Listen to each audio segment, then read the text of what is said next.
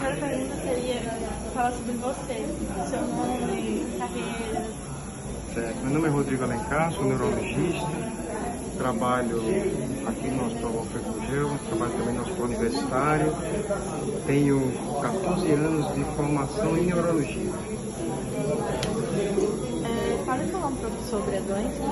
Huntington, né? A doença de Huntington é uma doença genética. A doença genética ela tem uma característica em que você tem um comprometimento cognitivo, comprometimento comportamental e algum distúrbio do movimento. Ela é caracterizada por essa tríade. É uma condição, como eu disse, genética, ela tem é uma doença autossômica dominante. Ela tem então uma taxa de condição de passar para o descendente de cerca de 50% dos casos. É uma doença atualmente que não tem cura, é uma doença neurodegenerativa e o tratamento é só suporte sintomático. Um caso aqui? Aqui no hospital? Sim, ou na sua carreira? Não, tive vários. A gente tem um ambulatório lá no nosso que é de distúrbios do movimento, em que a gente tem cerca atualmente de 40 pacientes com doença de Huntington. Então são várias famílias aqui no estado, da região de Serrinha. A gente está fazendo inclusive um trabalho, curiosamente a gente começou a fazer um levantamento dessa doença na região, no Rio Grande do Norte.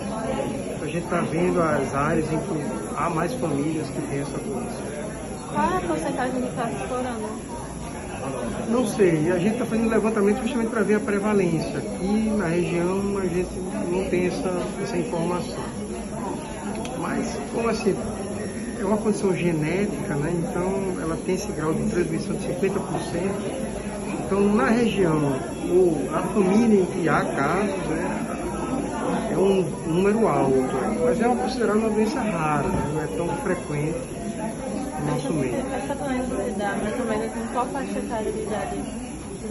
Geralmente. O início do sintoma varia muito assim, de faixa etária, pode começar numa fase juvenil, pode começar numa fase mais tardia, mas ela tem uma média de 30 a 40 anos de idade, ou 25 a 40 anos, começam os sintomas ou cognitivos, intelectuais, ou do movimento, ou comportamentais.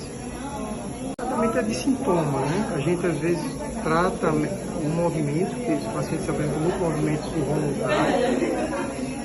O tratamento se baseia também na questão cognitiva, então a gente dá medicamentos para melhorar a questão tanto cognitiva quanto comportamental. Os pacientes apresentam um índice alto, inclusive, de suicídio, os pacientes apresentam. Então a gente tem que ficar alerta aí para essas condições de transtorno de humor que esses pacientes podem apresentar.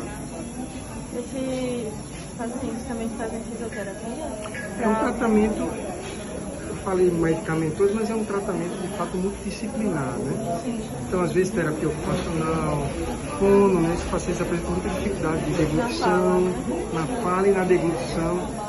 Então muitos pacientes evoluem com pneumonia em fases mais tardias porque aspira, né? Acaba não deglutindo adequadamente essa comida, ou partículas vão para o pulmão fazendo pneumonia. Então é um tratamento multidisciplinar, né? Fisioterapia é fundamental, assim como a fono, terapia ocupacional, às vezes tratamento psiquiátrico para dar o suporte a essa questão comportamental, que é muito frequente na doença.